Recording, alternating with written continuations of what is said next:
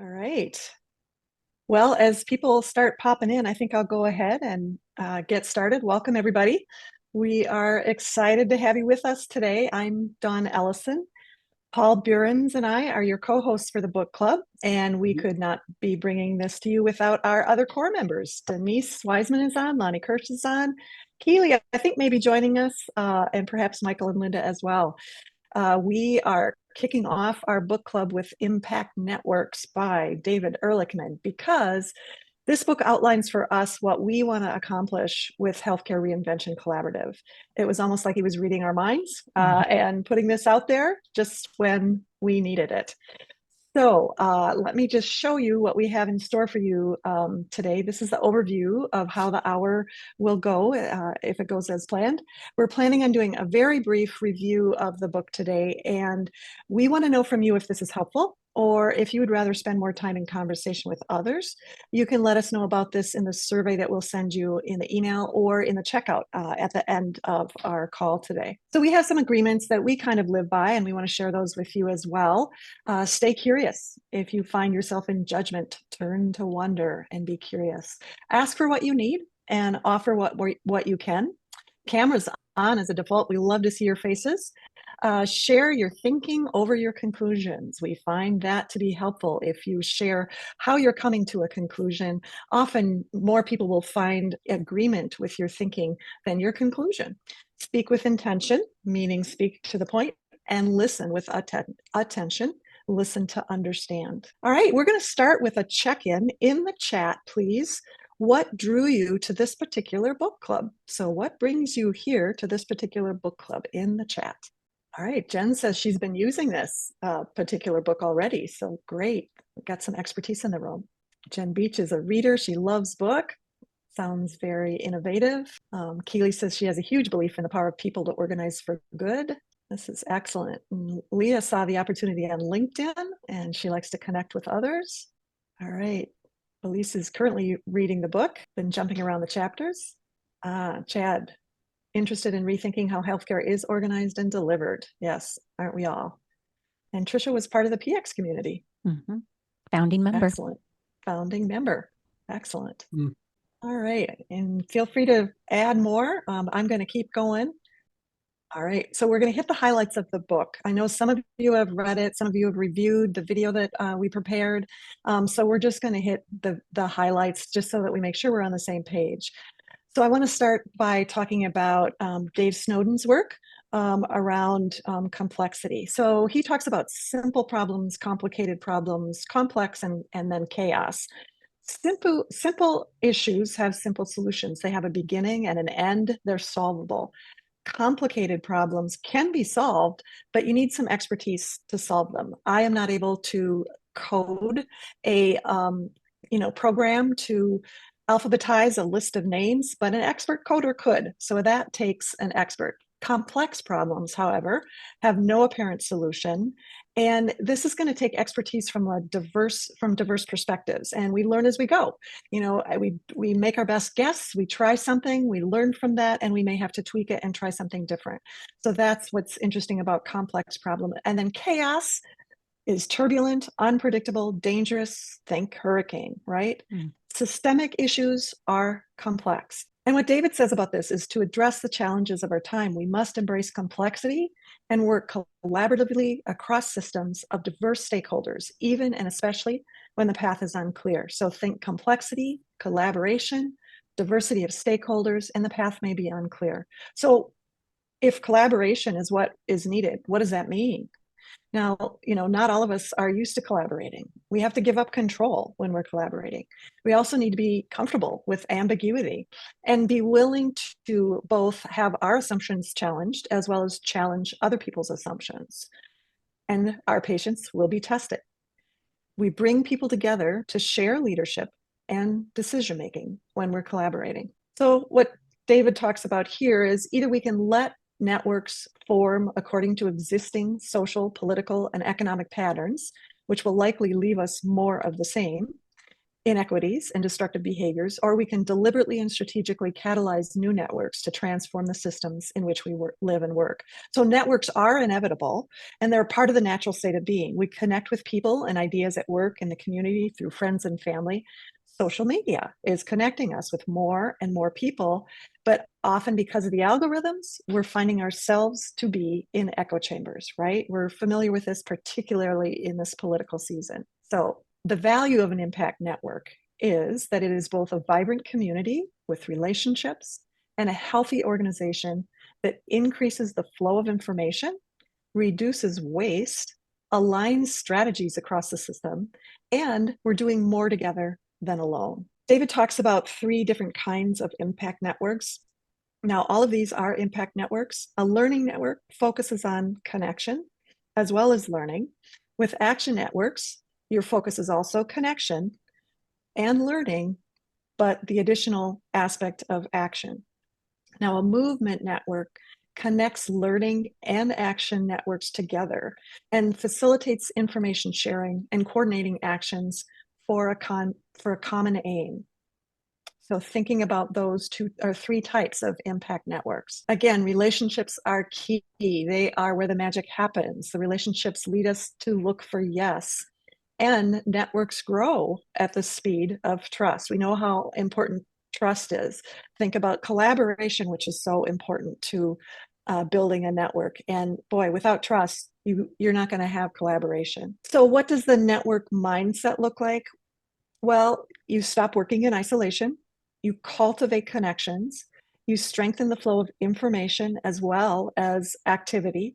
You share resources, and as a result, you're doing more together than is possible alone. Now, the hierarchical mindset is something that most of us are very familiar with. That's top down.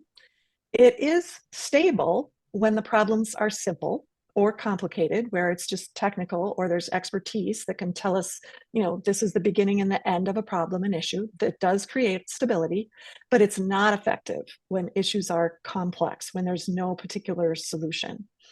And so hierarchical mindset is true of both the pyramid that we're very familiar with, as well as a rigid hub and spoke network, which is in the book and in the recording, but I'm not going to talk too much about today. So you can have a network that's rigid and hierarchical, not our goal. So network mindset leaders. A lot of people step into leadership thinking they are the hero, the one making decisions. But a network mindset leader is going to think of themselves as a cog in a larger interconnected system with purpose over profit.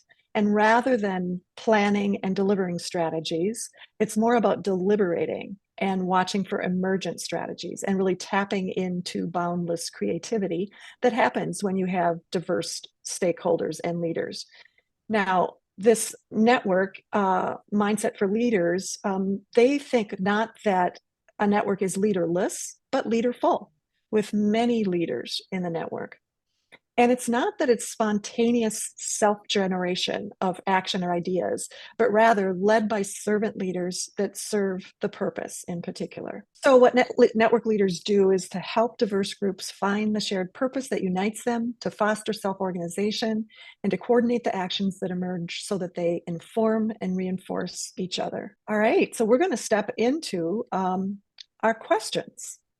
There's all the faces back. Excellent.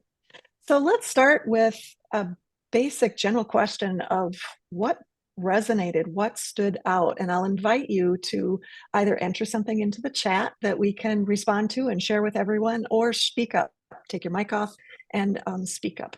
What resonated with you? What stood out in this first few chapters of the book? Well, then I'm just going to start because I have a whole list of things that I wrote down. Go for it, Denise. There's key words that really stood out as I read through those chapters once again in preparation for this. Relationship is said over and over. Trust is said over and over. There's a word in there that I love that's called bridge.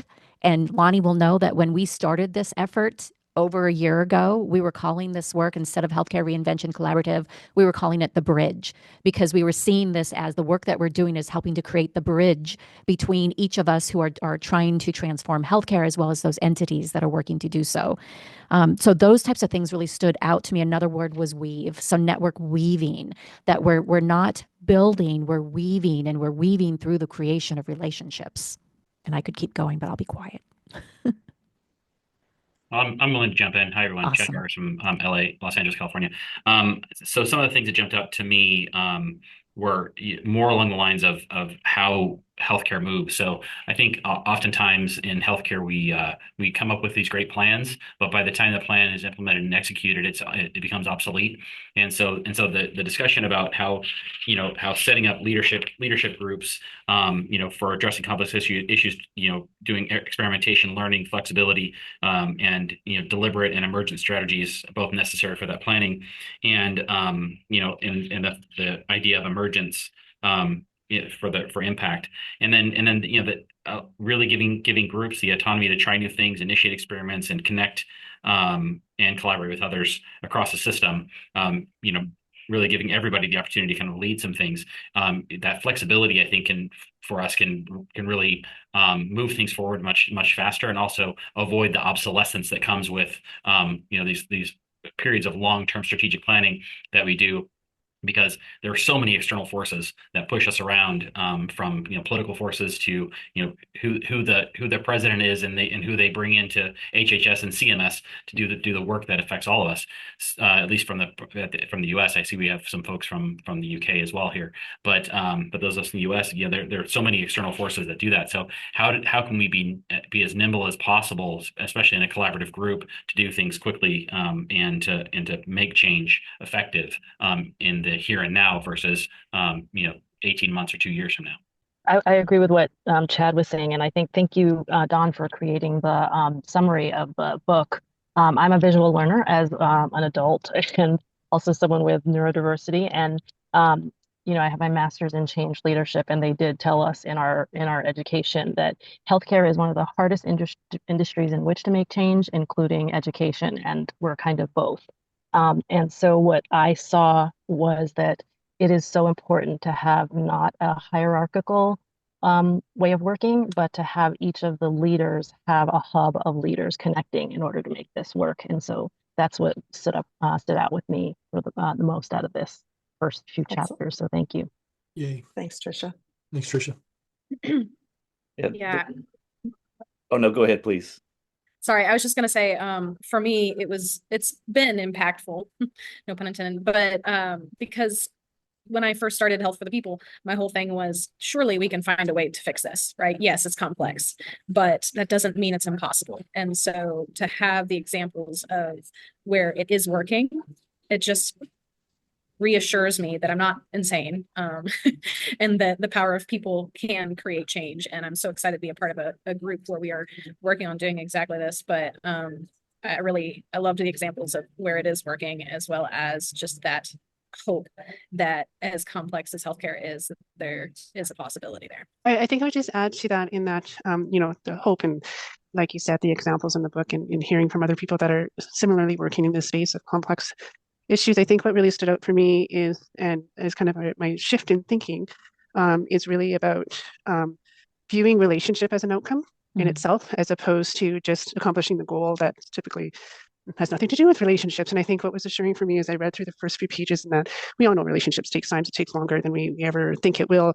But as we start to shift the conversations to put value on developing the relationship, and that is the relationship is the goal, it feels like we're accomplishing a lot more than maybe we would in our old views as we perspected. And I love how the progression of the different networks is kind of shown, because it's more of a journey, right? You don't start with nobody knows each other and we achieve change. No, it's a journey, and starting to see our work kind of evolve through those different type of networks. So it's quite validating, like you said, to read that.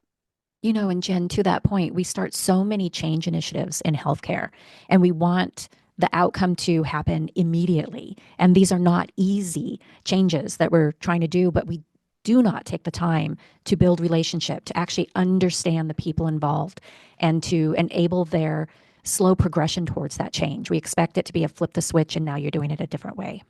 Denise, you're making me laugh because, I'm a retired family doc and I spent 39 years trying to take on more and more positions of leadership to try to make change happen better.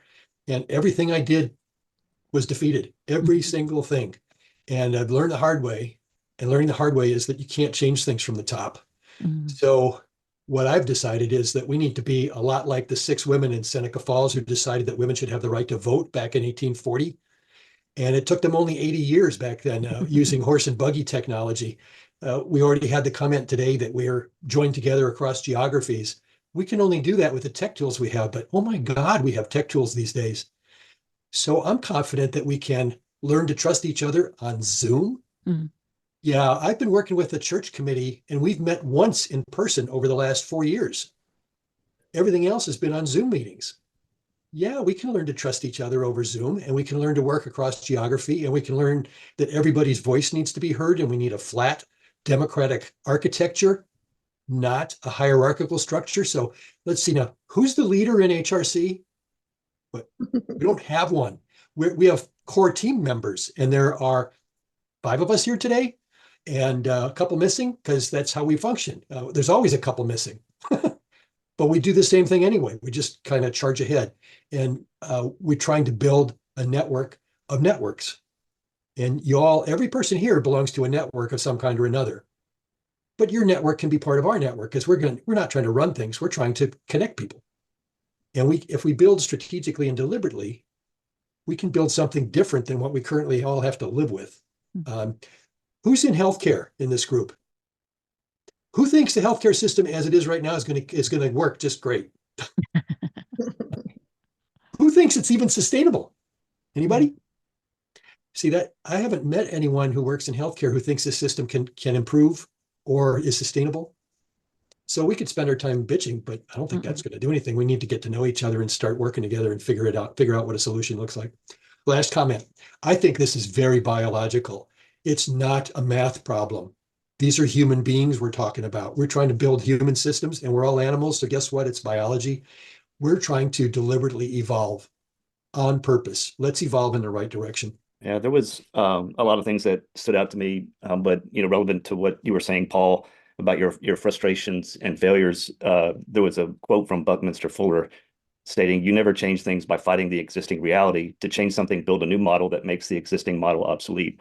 I think honestly that's the future of healthcare, and that's where the importance of a network like HRC and other networks that we're involved with are important. I think the solution is more one of an entrepreneurial revolution where you inspire, where you have a network of owners, and instead of having the typical hierarchical formation of the centralized healthcare organizations that we have, like United Healthcare, Cigna, Aetna, things like that. I think that you really have to have more individual owners, more people that are participating in ownership models, whether they're physician clinical practices or whether they're the business of healthcare. I think in that way you will see better alignment. There was another statement that he made, that there's the network mindset shift is to embrace the reality that everything is connected, that the actions of individuals, organizations, and sectors affect others in profound and unexpected ways.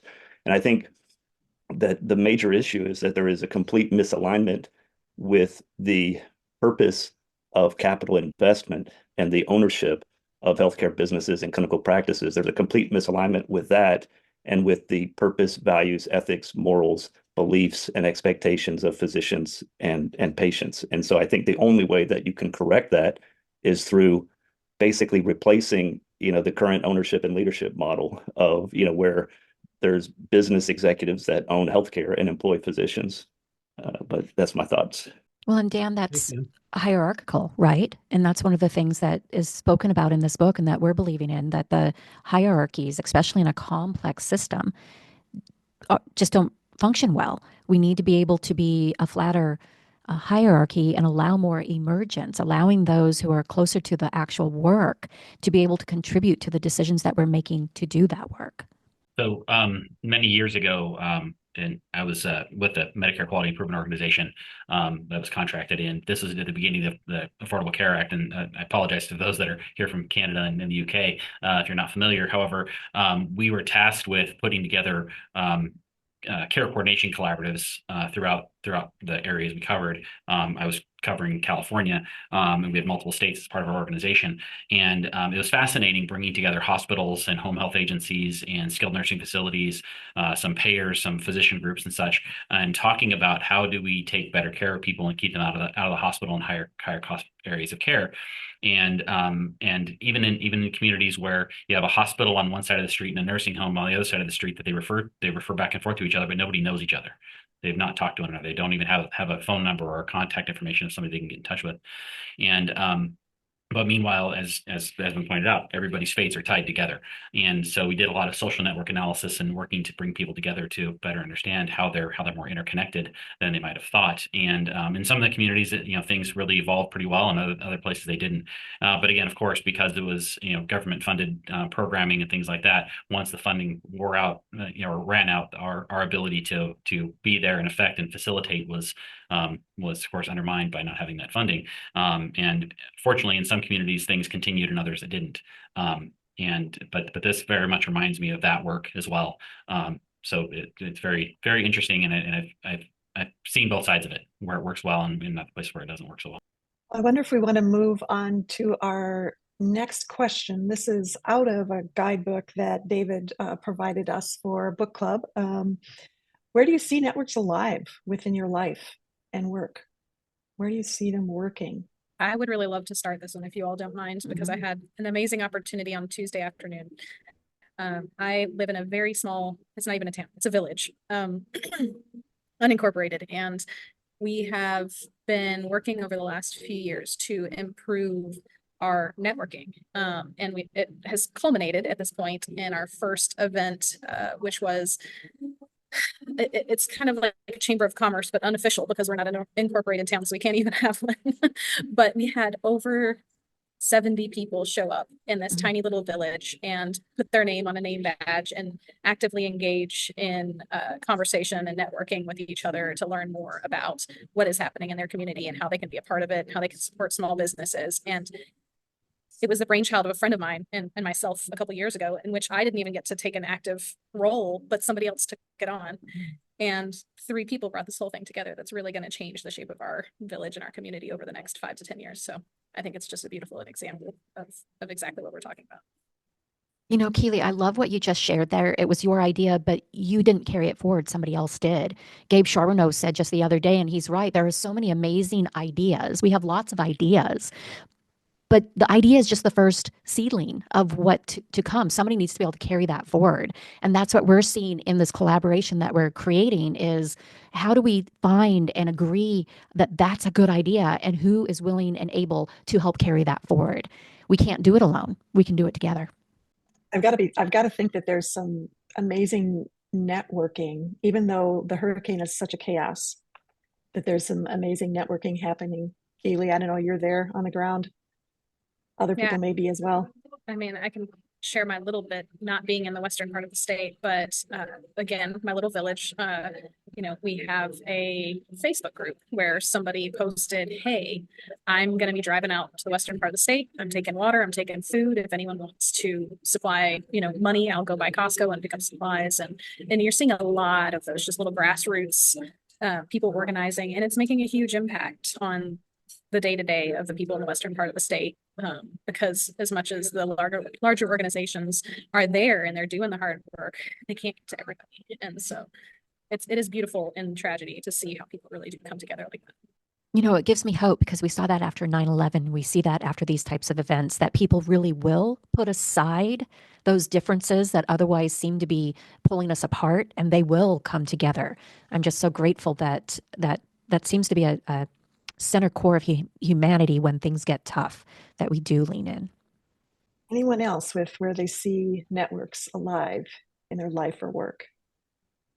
Yes, probably the best example is social media, because I know best and worst. Gets used. Yeah, the best and worst, I guess. That it just has the power to mobilize so many people, and that it takes those ideas, kind of like Denise was talking about sort of the ideas growing, like the seed of the idea growing, like that people can take it one idea and it can grow into something sometimes completely different than maybe what you intended, sometimes in a good way, sometimes in a bad way.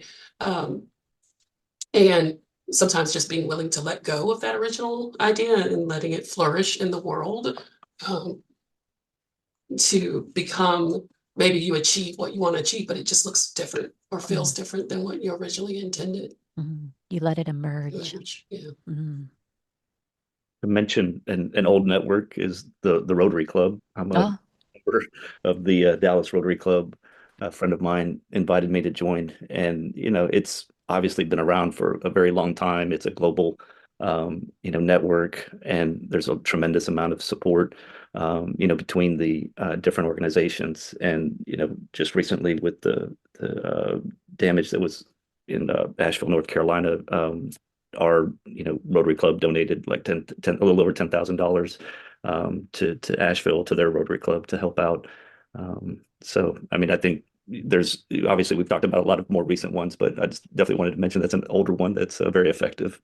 Well, I'm going to have to give a shout out to Eastside Health Network on the east side of Seattle, especially since I was one of the founders. So, it's a self-serving shout out. We started with a committee of 6 people in a steering committee, and that organization has now got about, I don't know how many anymore, 15,000 members as patients, and 4 hospitals, about 1,500 clinicians. And what is it? It's taking the value-based contracts for those hospitals and running the Medicare Advantage and the other value-based commercial contracts, because that's the only way you can find a way to get money to do things like care coordination. The fee-for-service system doesn't support stuff that ought to get done. So the Eastside Health Network has a bevy of folks who do things like nurse care coordination, hospital to nursing home and back and home coordination, and integrates those folks with a financial model that actually does something that works when there has been no financial model that works. So I'm really interested in finding folks who have networks that have figured out the finances, because I think the underlying key critical failure in American healthcare is that it's based on a capitalist business model, and that does not support quality, care, access. It just doesn't support anything except profit. And that's not good enough. We don't allow that for fire departments. We don't allow it for police or schools, prisons. We have socialized those things. And I hate to use the word, but we need to find a community method to do healthcare.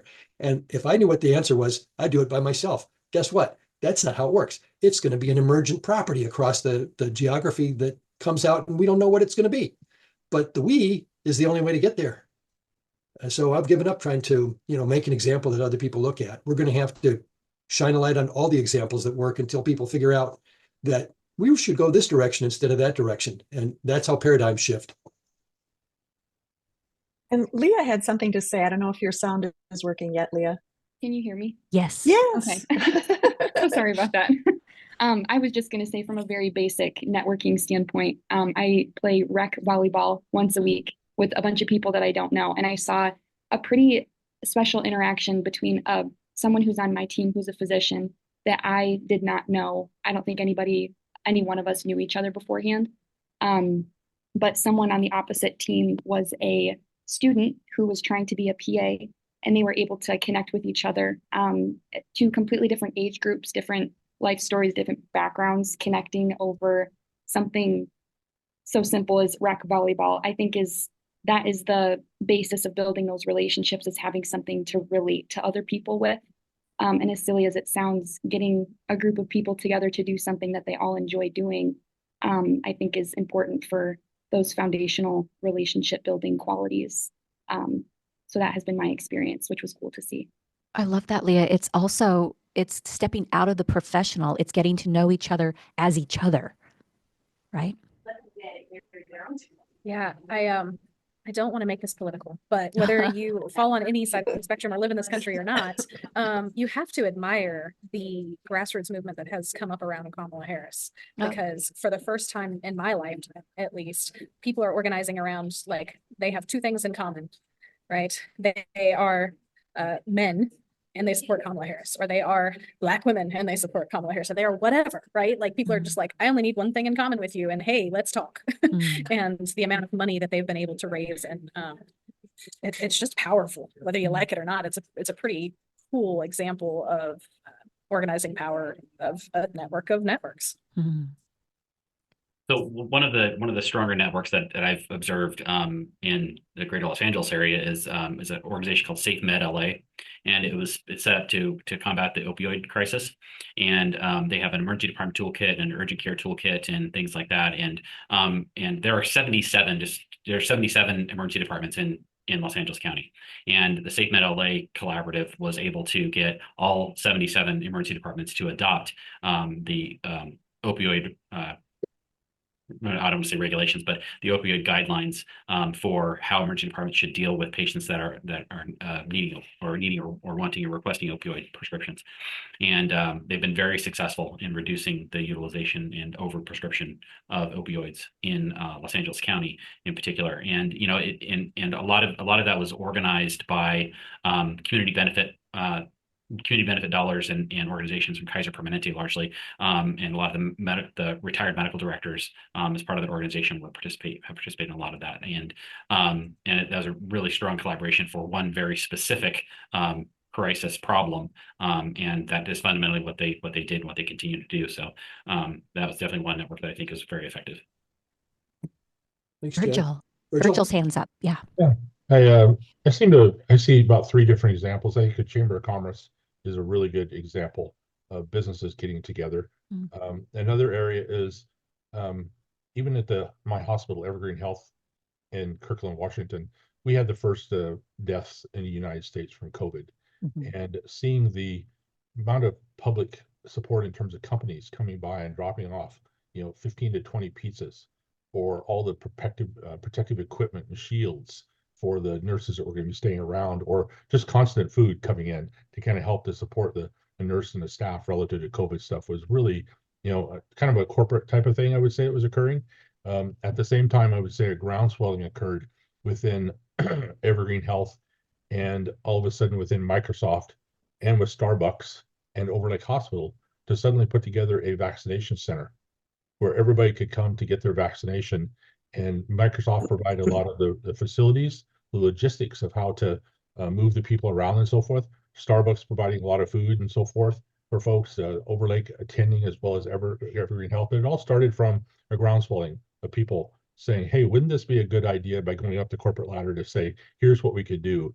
And eventually getting done and doing like 270,000 vaccines is pretty substantial. And then it just kind of disbanded.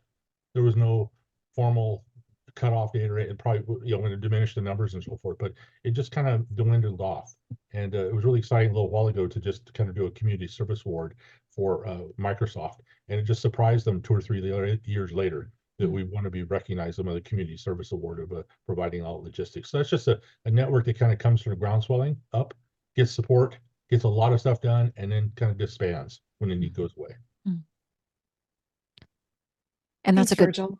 yeah, I was just going to Go say ahead, that's a good please. point, because it's these systems don't always, these networks don't always need to sustain. They come, and their success is that they're no longer needed per se. They've made those connections and done what needed to be done.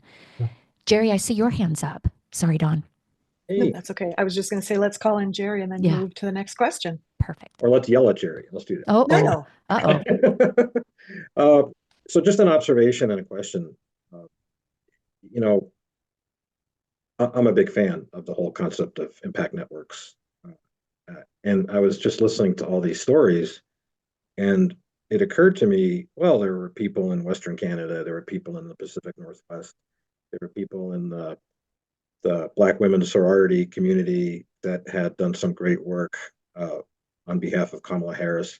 I wonder, forgive me, I haven't read the book, but I'm wondering if there are venues and domains that we need to understand that are impact network fuel.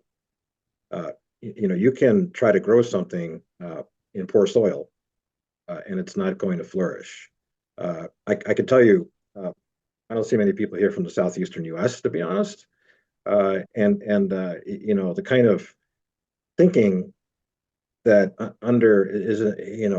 is beneath runs through this conversation. Many people in some parts of the country would call socialism, and they would just dismiss it. And on the other hand, as has been mentioned, there are domains and situations where impact networks have flourished. It seems like if we could understand that a little bit better, we could plant our seeds on fertile ground and make sure that they're nourished, as opposed to throwing good ideas into places where they either aren't going to flourish or they're going to be rejected. The thing about the healthcare system, as you all know very well, is it's just, for all the fragmentation, it's also highly interconnected. And we just learned last week that a hurricane and a flood in Western North Carolina affects the availability of IV fluids all over the country. You can't just say, oh well, we'll only grow these impact networks in Washington State, for example, because the system is interconnected. So people have to be working off of a song sheet. So I don't know if the author addresses this, but I'd be curious to have a conversation about, well, what's the best soil to grow an impact network in so that we have the greatest chance of it flourishing. And it's interesting that you bring up the garden metaphor, because that is one of the metaphors that he talks about. And okay. if you're a gardener, you know how that works. One year you have a bumper crop, and the next year all your tomatoes are spoiled. And it's about soil and water and weather, and some things are in your control and other things are not, and you just keep trying different things and experimenting and see what works and what doesn't. And that's about complexity, right? So that garden metaphor works well. Well, I didn't. I stole that. I'm reading a book called Braiding Sweetgrass, which is about indigenous science and practices. And the author makes the point that for 40,000 years, the indigenous members of our North American community knew how to nourish the soil and grow crops, and sustain their population. 100 million at their peak. And then, we all switched over to industrial farming, and we're depleting our resources. And so, it got me thinking last night as I was reading this chapter, and I connected it to this conversation as well. What are the most optimal conditions to plant impact networks in so that they're going to flourish? And where we think we have a reason to believe that they're going to be not viewed favorably, or there's going to be resistance. What's the songbook? What's the playbook to go in there and try to change hearts and minds? And I think what you're seeing in the chat is a lot of people saying trust and relationships is part of the soil. Those are basic building blocks of having an impact network that works. But I'd like to move on to the next question, if we could. And that's about, and I think there'll be a lot of discussion here. What do you see as strengths and limitations of hierarchies? And then what do you see as strengths and limitations of networks? Well, we'll just drop that in the chat and see what y'all have to say. Well, can I start? Because while people are putting their thoughts into the chat, one of the limitations of networks is the propensity for them to become echo chambers and self-limiting in that respect. So the fertile soil is in the shared interest. And certainly here, we as human beings all have a shared interest in health and healthcare, and it's going to impact us at some point in our lives if it isn't already there. I know Vicki had put a couple of comments in the chat about where you can bring into the conversation people who may not be as actively utilizing or impacted by health issues now, but where the issue is important to them, because maybe it's important because of a family member, or maybe it's important because of some other connection. We're all connected in that way. So for me, one of the interesting questions is how do you allow impact networks to flourish by identifying and expanding on those shared interests? Thanks, Lonnie. Charles, you have your hand up. Yes, thank you. I'm new to this group and I haven't read the book yet, but a couple thoughts. Hierarchical organizations are sometimes good for technical problems and environments where there's not much change. When you think of horizontal organizations, which to me is the same thing as a network, where you're bringing in people who have a passion around a purpose. But I think to plant the seeds, really, you have to create a safe environment where people feel that they can be honest and they can share. And if you can have a framing question which inspires people and unites people around a challenge or opportunity that they're trying to solve, then there's various techniques. I noticed a number of you are in participate in strategic doing conversations, which is all about how you solve adaptive challenges, which are challenges where you have no idea what the solution is and you have no idea how to get there, and how you start aligning what we would call pathfinder projects around the framing question. But there is so many hidden assets. I guarantee you there's hidden assets in this room, and people like myself show up and we listen.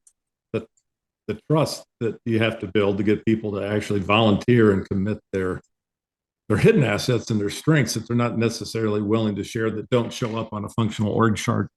But there's discipline, practices, and processes that allow you to form what you call horizontal or impact networks, which I would call horizontal networks that are facing challenges that we have no idea what the answer is going to be. And healthcare is so broken, it's definitely an adaptive. It's going to involve new models and new solutions. It's not a small incremental step. But those are just a few things to think about.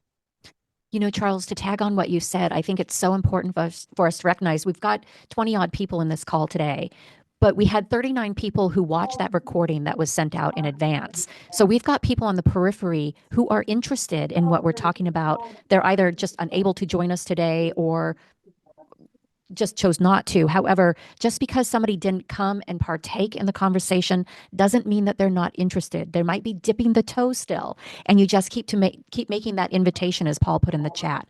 I think it's important, and that trust slowly builds, and they may start to engage. Expand upon that, Denise. I think there's also people who might be in a position, they might be a CEO of a health delivery network or an insurance company, and they're interested in the discussion, but they're not really willing to step up and put their face in a public forum to be seen, because they may be complicit with the current problem. And when you look at CEOs of companies, it doesn't matter if it's a healthcare company or a tech company or a baseline manufacturing company. The turnover rate on CEOs and CFOs in the C-suite, there's thousands of them turning over every year. And the kind of adaptive challenges we're talking about are multi-year solutions, and they usually start with a series of small experiments. And as you learn, and part of what we're talking about is pulling out tacit knowledge, making it explicit, so we learn from our collective experiments, and we try things rapidly, and we start moving by doing things. And it's also why one of our premises is, so many people I talk with say, well, you've got to get the senior leaders on board. I'm sorry, I've been working to do that for decades. That is not going to solve it. I think getting us, those of us who are still in the weeds of healthcare and or have recently stepped out, those of us who may otherwise feel powerless, but when we come together and contribute any little bit that we can, we become powerful. And I think that's really important for us to be able to make a change. Kind of going off of what you said, Charles, there's this term I learned, I think it might have been earlier this year or last year, called the tyranny of small differences. And it was on a healthcare podcast. I can't remember it now that I'm thinking about it. But just kind of addressing that point of people who might be complicit and work in a system that is complicit, but also want change, that you can bring together groups of people who have the same goal. They just have different methods of getting there. And the example given when trying to explain the tyranny of small differences is if you and I decide we want to go to lunch and we can't agree on where to go because I want steak and you want seafood and we want, who cares? Just get to lunch, right? Just go to a restaurant and then you can figure out what you want, right? So not letting those small things ruin what could be great collaborations and those great skill sets that you may need, because maybe someone says it a little differently, or they have a different vantage point depending on where they are in healthcare. Like I said, you could be working in the system that is complicit in all of this. But aren't we all? I mean, we all have to make a living, right? And so, yeah, just adding that term to this discussion. Tyranny of small differences. Oh, we are coming up on the end of our hour already. I feel like we could go on for another 30 minutes at least. This has been really enjoyable for me. I hope you all have enjoyed it as well. Please make note of the announcements that Denise has dropped in the chat for upcoming events. We do also have of note the public lobby is open on HRC. If you're not always already a member, hop in and check that out. We'd love to see you there. Of note also is that October 23rd is chapter 4. And in November, we have David Ehrlichman joining us actually for our third and final book club on Impact Network. So we definitely want to see you in the upcoming book clubs. If you want to, in the chat, just drop in sort of a checkout of what worked for you today and what would you like to see done differently. We will also send out an email looking for your feedback. So if you don't feel like chatting now or you don't have time, feel free to do that. Again, just lovely to see you all and glad you could come. Paul, did you have something to say? Yeah, just the tech I see tool. your hands waving. The tech tool includes an AI summary of this whole conversation. Yes. And we'll send that out in an email as well. Well, everybody have a great rest of your day. Again, thanks for joining us. And we'll hang out for a few minutes if, what's that? Yeah, if you have any questions, we can hang out. Are the change we've been waiting for. Yes. And there you go. Yeah. So feel free to hang out if you wish. Otherwise, we realize that the hour is up and some of you have things you need to move on to. Charles, it was so good to see you here today when I typically see you on Fridays for Strategic Doing. Thanks for inviting me. I'm glad you came. Thanks for coming. And Lisa's one of our new members. She just popped out, but it was good to see her. She wasn't feeling real well, so that's why she didn't participate a bunch. Oh. Plus, we got a token Texan in Daniel Dow. Yeah. And I mean, I'm a strong believer in, capitalism, specifically conscious capitalism. All that with your frustrations with the capitalist structure of healthcare, but that's basically capitalism gone wrong. I mean, but there is capitalism done right, and I do think the wrong is when you only focus on the shareholder and profits, and that goes back to Milton Friedman. I mean, he won the Nobel Prize in 1976 for that, and that made its way basically into the education of our business leaders, our MBA programs, and everything else. And so all of the case, presentations that, MBAs go through, I mean, that's always at the center, that's at the core of what they're taught. And that's why these large organizations, these large hierarchical organizations, the way that they're run is just, based on pure profit at the expense of all of the other stakeholders. Whereas conscious capitalism believes in, focusing on the interests of all the stakeholders, including the employees, the vendors, the clients, the customers, the community that they operate in. And I mean, a great example would be, toxic waste ending up in lakes and streams. If you had a conscious capitalism, a capitalist company that was operating within a community of their friends and neighbors, and especially if they had, employee ownership, there's no way that they would pollute, their own, drinking water. Yet, our companies that have grown to sizes where they're completely, disconnected, from the communities, from the employees, things like that. That's when it allows people to act the way they do, especially when, you end up with the CEOs, the leaders of these companies like United Healthcare, Cigna, Aetna. I mean, personally, and I don't know any of them personally, so I don't want to be disrespectful to them, but I think in order to get to those positions, you have to, at least from what I've seen, you have to be willing to sacrifice a lot of morals, ethics, and beliefs in order to get that position. So I think once they get there, that's all you're going to end up with. So I think the solution is not, replacing capitalism as the structure for healthcare. It's just replacing, transitioning or transferring it to more of a conscious capitalism where you focus on all the stakeholders. And, the belief is if any stakeholder is most important, it's the employee. Because if you have employees that are taken care of and they believe in what they're doing, they're going to serve their communities, their customers, their vendors, their clients, whatever. So I'm definitely a huge advocate for that. And I mean, that's why I think the answer is more, small businesses and more of an entrepreneurial revolution and restoration of physician ownership of practices, restoration of physician autonomy, things like that. Daniel, it's the extremes, right? So we've got predatory capitalism and conscious capitalism. And when we get unbalanced towards predatory, but it's also competition's the same way. Competition can be good, yes. But when competition is fueled by ego and profit and whatnot, then it becomes very harmful. So it's, again, those things aren't all bad, but when we lean too far on one side, it corrupts. Yeah, I agree 100%. And I mean, I definitely agree that competition is good, but I mean, my preference is always collaboration over competition, if at all possible. Yeah. I think capitalism, while doing good, if you define that as conscious capitalism, I get it and I understand it. When you look at the different stakeholders, I don't know if any of you have read the book Compassionomics. It's about the crisis in healthcare and in compassion. And the average physician will listen to a patient for 11 seconds. I actually have a conversation in 2 weeks with a senior associate dean of a major medical school, University Medical School, and one of their top orthopedic doctors about how to use humanoid robotics as a resource to support doctors and nurses in the whole care delivery. And some people may tune that out, but if you've ever had an experience with a humanoid robot and you look into their eyes and they look like a human's eyes, the difference is that, as you would say, Daniel, they're very conscious in the fact that they're present and they have superpowers in, sensory, be able to look at your eye movements and look at your facial expression, look at the movement of your mouth and look at the movement of the muscles in your face and listen to the tone in your voice and all your mannerisms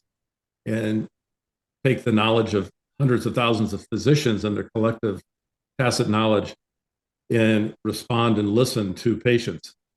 And I mean, we have a shortage of, call it 100,000 doctors in this country, and you go into rural America, and there's just, if you're a woman in some small town in Arkansas, you might have to drive 2 hours to have a baby. Or Eastern Washington. Yeah. But so the challenges are significant. I'm also a student of Peter Diamandis at Singularity University and his Abundance 360 program. So I've had the opportunity to spend time with people like Dean Kamis and Eric Schmidt and Palmer Luckey and all these entrepreneurs that are solving massive world problems. But Peter's an advocate of abundance mindset and exponential thinking. But there's enough resources in the world to solve all of our problems. But as you would note, Daniel, we've got to move out of quarterly profits and find new ways to solve problems. Well, if we used radical capitalism to run our police department, it would all be private guards. If we did the same for fire, only rich people get fire suppression. If we did the same thing for schools, half the country wouldn't have any education.